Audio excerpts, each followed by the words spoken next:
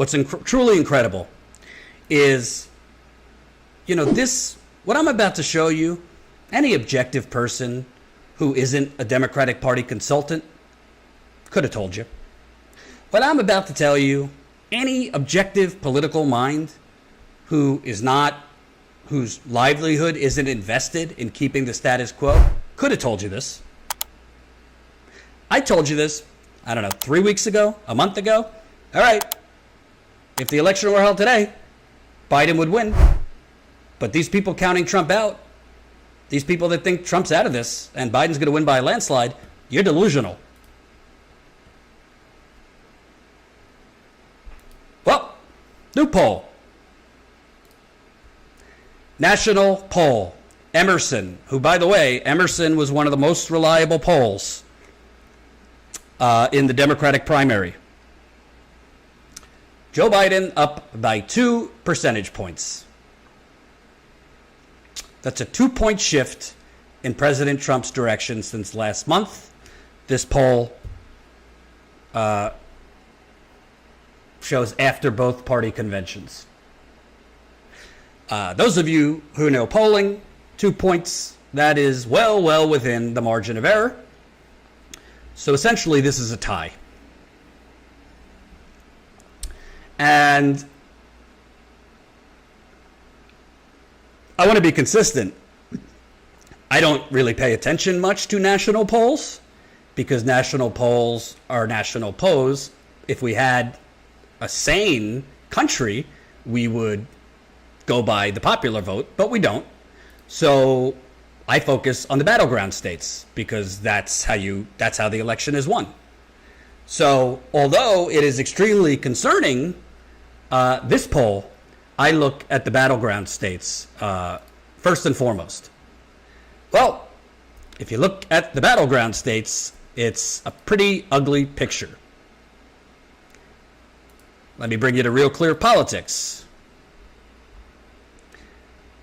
And all of these averages are without new polls after the RNC convention. The RNC convention ended on August 20. Oh, I'm incorrect. Excuse me. So these are, some of these polls show after the RNC, which ended on August 20th. Let me bring you back here.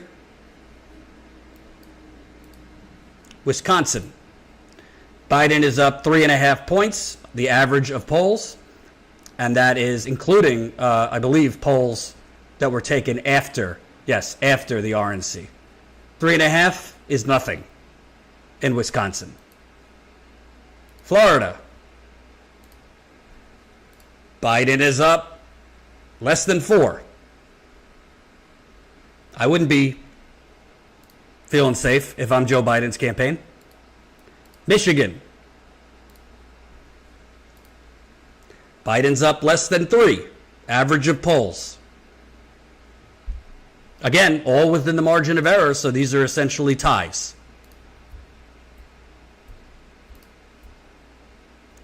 Pennsylvania. Biden is up less than 5.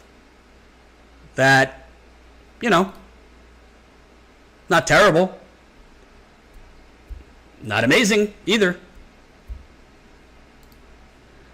North Carolina, basically tied. They've lumped in Arizona as a swing state, which Hillary Clinton foolishly tried to win last time instead of going to Wisconsin.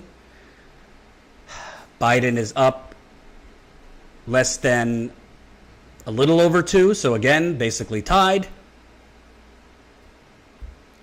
So in the majority of battleground states right now, Biden and Trump are basically tied. So if you look at the Emerson poll that I just showed you, which again, Emerson was a very reliable pollster during the Democratic primary, where Biden is up only 2 points. To me, this right here is this right here, courtesy of Colin Tooley.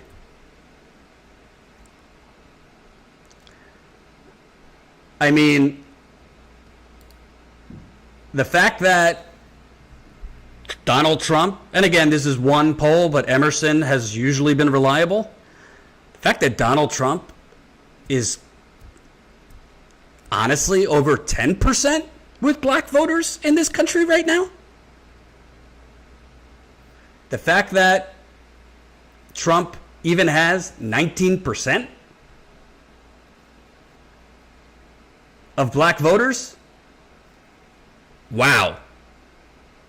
The fact that Trump has 37% in this poll of Latinos. If Trump gets 19% of black voters, if Trump gets 37% of Latino voters, he's going to win, and it's not even going to be close. The black voters is the most troubling to me. Donald Trump should not be getting over 10% of black voters in America, much less 19%. And by the way, Trump actually, that one category, Trump is up. 56-41 among white people. So, I mean, I hate to say, we told you so,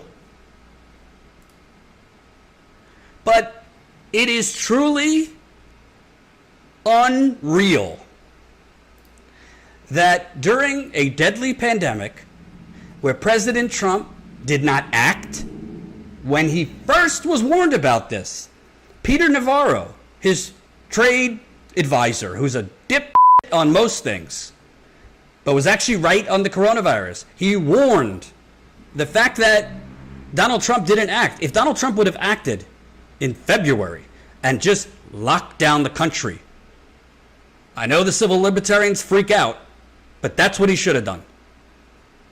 In August, we have had 1,000 deaths a day. Donald Trump is responsible. At this point, I think we've passed 6 million cases in this country, 184,000 deaths. That's on Donald Trump and many governors who bungled this. A deadly pandemic. President Trump has presided over 183,000 deaths. Unemployment, they say is at 10.2%. Yeah, real unemployment, try closer to 15%. Unemployment among black people is even higher. Unemployment among Latinos is even higher. Deaths and cases among Latinos and black people, disproportionate to white people. If you had any other living, breathing candidate running against Donald Trump that could actually articulate a bold vision that people need right now, that could actually give people hope, hey, the rescue boats are coming, healthcare's coming, some form of direct UBI is coming, something. That person, I'm not even talking about Bernie right now, any person would be crushing this fascist douchebag. But the Democratic Party told us Biden was the safest. Biden was the most electable. People in the Midwest don't want government health care. People in the Midwest don't want free public college. People in the Midwest don't want to end fracking. People in the Midwest are moderates and conservative, and they just want incrementalism and to go back to the good old days of Obamaism. This is not a victory dance. Biden could still technically win. But has anybody asked, and these morons responding to me on Twitter, saying, well, you know, Jordan, the polls, this and that. Why is it even close? The DNC, MSNBC, or shall I say MSDNC, CNN, the New York Times, the Washington Post, all of these gaslighting and I'm going to curse today a lot. Jen's not here, so I can do as I please. They gaslit not just people who already knew better. They gaslit older people. And I know that my viewers get triggered when I say this. As always, disclaimer, not all older people. We got older people that are progressives. But by the data, majority of older people are drinking that disgusting Kool-Aid all day long that MSNBC, CNN is giving them. They said, Bernie's a radical. Bernie hasn't figured it out with black people. Bernie, if he's the nominee, he'll get crushed. They'll call him a commie, a socialist. Oh, like they're calling Joe Biden right now? Corporate media gaslit older Americans to go to the polls, even during a pandemic, by the way, and vote for a half-lucid Republican to defeat a fascist. Hope you enjoyed that last video. Hop on over to statuscoup.com where you can sign up for our email list and become a member for as low as $5 to $10 a month. Membership is how we grow. That's statuscoup.com/join. And remember, join our email list so we can grow the revolution with you.